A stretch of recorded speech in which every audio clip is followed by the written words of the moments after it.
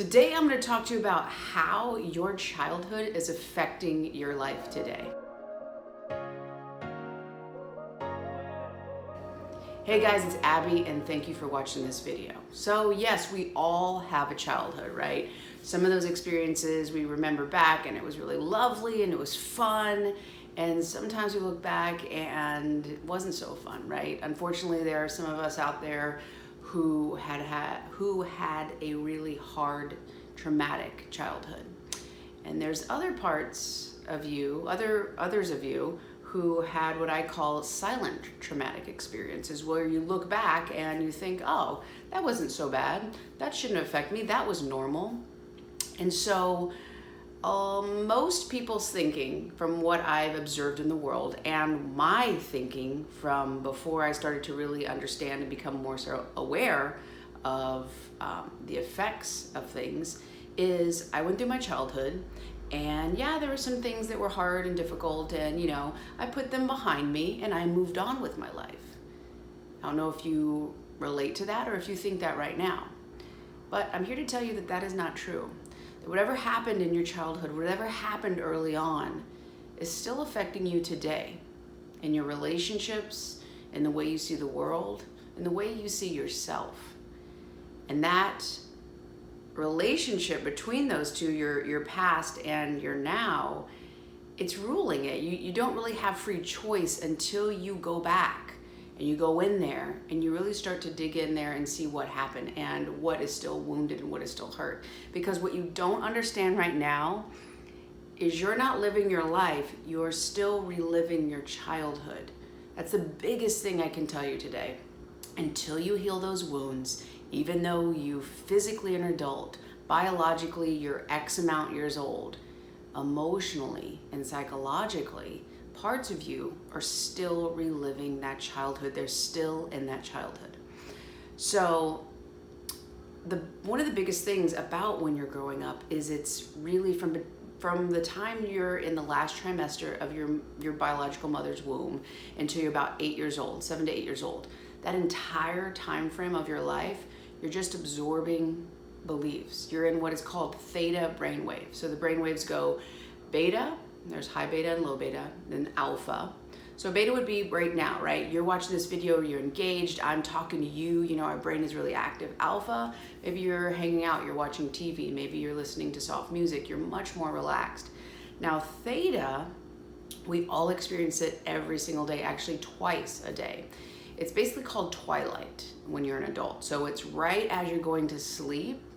You're kind of asleep, but you're still a little bit aware that you're alive and that you're, your conscious life, right? So it's this twilight stage. You kind of are going back and forth. Well, you also experience that as you're getting up. So again, it goes beta, alpha, theta, and then delta, which is deep sleep. So theta, we're gonna circle that one. This one's gonna be the one we're talking about right now. The biggest thing on that is basically it's your subconscious. So when you're between that last trimester of your mother in her womb and you're about 7, 8 years old, you're in theta brainwave, meaning you're in basically subconscious programming. You're just taking it in, you're observing, you're looking how other people are interacting, you're looking at how people are treating you, you're looking at what people are telling you to do and not to do, what's appropriate, what's not appropriate. So there's a huge sculpting of basically what you'll live your entire life. Now, during this time, obviously, you can experience trauma. And trauma, a lot of times, what I've experienced and what I did personally was, unless something really physically, detrimentally, or emotionally, it had to be really terrible to be considered trauma. And yes, that is trauma when those things happen, physically abused, emotionally, like these really intense situations you see that children go through where you're like, wow, how did they even survive that? Yes, that exists. And also, like I mentioned earlier, there's what I call silent trauma, where from the outside, it looks really normal and you have your basic needs met, right? Where it's like you got shelter, you got food, your parents are pretty nurturing, for the most part, but there are these hiccups, right? Because at one time, your parents, whoever it is, maybe it was maybe you had aunts and uncles look out for you, or maybe your grandparents raised you, or whatever the situation was for you, whoever your basic authority figure, there it is, was, at one time, they were children too. So the same goes for them. Even though they're physically an adult, even though they are now in charge of you as a child, if they did not heal their trauma when they were a child, they are going to be reliving that continuously. And so most people, a lot of people, unfortunately, never visit that to heal it. And so they are acting it out. So when you're a kid and you're going through these silent traumas because your person of authority could be potentially redoing their traumas, well, they're creating traumas in you. And that could look like a lot of different things. That could look like you being shamed for, really natural behavior, right? Where you're going through and, maybe you like to be really loud, or maybe you like to make people laugh. And, in your basic structure, that's shown like, no, you can't do that. It's not right to talk to other people. It's not right to draw attention to yourself. Well, then you shame that part of yourself because it doesn't meet that other person's standard of how you should be. And you do self-betrayal. That's kind of the first introduction of that. So those are traumas. They can be silent traumas because no, you're going to go to bed at night, you're going to be taken care of, you're going to have a clean place to live, you're going to eat. At the same time, there are some very deep emotional wounds that are happening continually where you're having to start to learn to betray yourself. Now, when these different things happen, whether it be these silent traumas or big traumas, there's one example that I came up with recently that I wanted to share with you. So imagine you're driving down the road, right? You're in a car. Well, you have a windshield, obviously. So obviously to drive, you need to see clearly out that window. Now, when you have all these traumas in your life and these unresolved wounds, specifically from childhood, but they can also be from your past, anything previous to now that has wounded you, that is unhealed, that is influencing you now because it is unhealed, it is unresolved. Imagine each one of those moments is a picture. It's represented with a picture. Basically, your pictures are going to be lining that windshield. And if you think about it in a driving situation, well, yeah, you're in the car and you could be moving, but all you're seeing is not what's happening outside when you're driving. All you do is you can see is these traumas. You can kind of see, but you're looking through the pictures, through the filters of these old wounds. And so no, you don't see what's happening clearly on the outside. You're only seeing it through that trauma, that wound, that hurt. So emotionally, you are still stuck in your childhood, or whenever it is that moment that really struck, that past part of you. Wherever you had that part, you're stuck there and you keep reliving it. Because emotionally, your subconscious is crying out for you to help heal it because it needs resolution.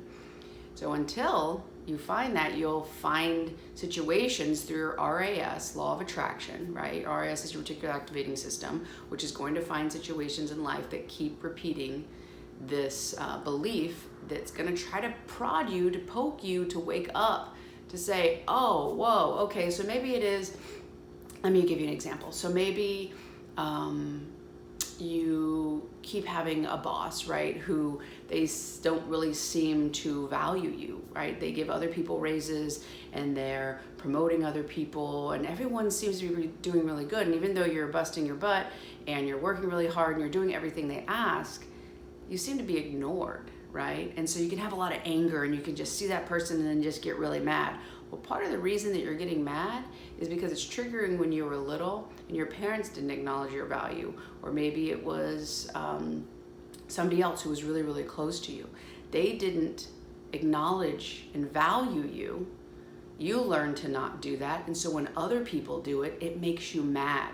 You're not necessarily reacting to the present day emotion like, oh, this guy's a jerk, he doesn't promote me. Okay, I'm gonna go find something else. Or I'm gonna go to his boss and say, hey, and stand up for yourself and know your value, and it's not a big deal, but you are hurt from that original wound from when your parents didn't do it, or whoever it was that didn't do it, right? They didn't value, they neglected you, they didn't show you the attention you needed. And now you're mad at this person because you're hurt from your childhood. So you start to see how this really interplays, that you can't really see what's going on the outside. You can't appropriately respond in your present day because you're emotionally responding in your past. So when you have all of these, going back to that example, you have all these pictures blocking your view. What you need to do is, in that situation, okay, this is really triggering a deep emotional response. It doesn't really feel appropriate to the situation because this is really like consuming to me, right? You know the difference between like that's annoying and like it is taking over your whole body. You're in a full fight or flight response. That is an automatic indicator something in your past has happened, and that's what it's triggering. So what you need to do, okay, what is this reflecting inside of me? Is there a part of my consciousness that this is a reflection of? Because again, whatever your internal world is, it's going to be reflected on the outside. So this person is reflecting a part of your consciousness that you believe about yourself that you're rejecting. So you're not going to use those situations anymore to get angry at, to basically diffuse this intense emotion that you have inside. You're going to start using it as information. Okay, when's the very first time I ever felt this way? When's the first time I felt rejected? When's the first time I didn't feel valued?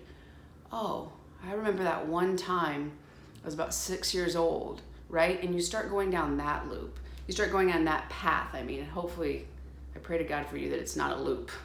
I hope that it's a path and it goes deep and it gets to that wound. Because that's what the universe is doing. It's bringing up situations.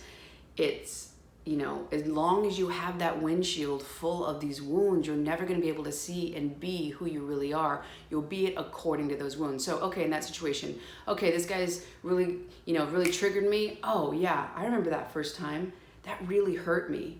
Hopefully right now you have some sort of a spiritual coach or a therapist, that works a lot of mind and body work. So you can actually heal those traumas.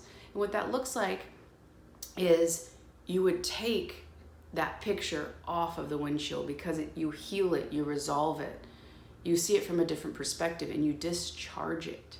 You can understand, oh, I'm going to use my reasoning from as an adult rather than as a child. I see, oh, my parents actually didn't value themselves, so they actually didn't know how to value anything. And I forgive that situation, and I understand it differently, and I can see all that, wow, I was absolutely valuable. I see myself as that, but it's what they lacked. They couldn't give me, but I can give myself that now.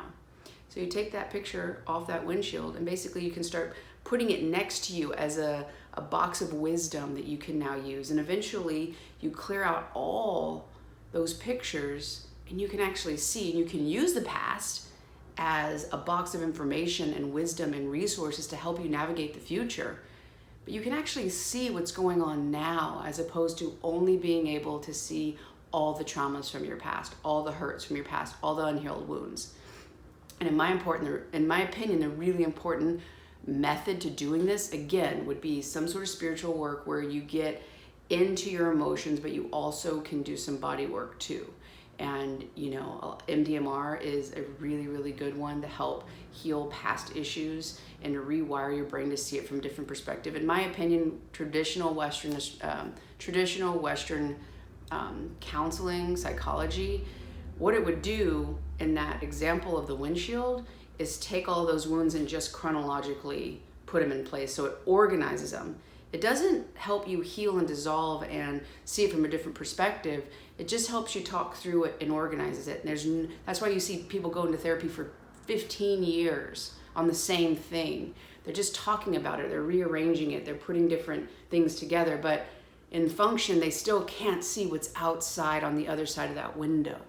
So again, you know intuitively what you need exactly, and start experimenting with different types of therapy, with different types of spiritual modalities. There's all sorts of different ones, meditations, so many different resources on YouTube. So I really encourage you to start looking to see how blurry is your windshield. Can you actually see? And what are those those wounds and those past traumas, because they are ruling and affecting your life today. You are still perpetually living out your childhood traumas on people today. They're going to trigger you to bring that up. You let it all out on them. When you start to realize they're there to mirror something inside of you, to get to the past, to heal it, you will start being more appreciative of those people, of those opportunities, because they are opportunities. They're not here to take you down. They're not here to ruin your life. They're here to give you awareness. The more awareness you can have, the more you see how you've gotten to where you are and heal the past, the more you can actually be who you are right now and share your love and share your light genuinely and live an authentic life. I hope this information has helped. If so, please click like to help share this information more. It helps my videos get out there and get this in front of more eyes and ears. If you haven't done already, please click subscribe, that little bell, let you know as soon as I release my next video, which is every single day, and I'll see you on the next one.